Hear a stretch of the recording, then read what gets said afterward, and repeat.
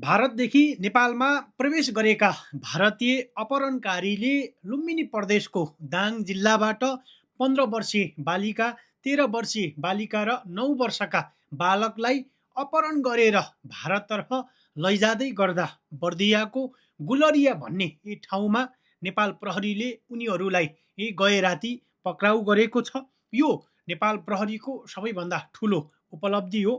त्यसैले अहिले भारतबाट नेपालमा यसरी अपहरणकारीहरू प्रवेश गर्ने र नेपालबाट बालबालिकाहरूलाई ललाइफकाइ गरेर चोरी गरेर लैजानेको सङ्ख्या एकदमै फैलिएको छ।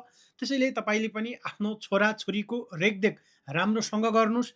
यदि तपाईँको ठाउँमा पनि यसरी अपरिचित व्यक्तिहरू आएको खण्डमा नजिकैको प्रहरीलाई तत्कालै सम्पर्क गर्नुहोस् र समाज पनि भेला भएर उनीहरूलाई गाउँबाट नै लखेट्नुहोस्। सकेसम्म नेपाल प्रहरीको जिम्मा लगाउने काम गर्नुहोस्।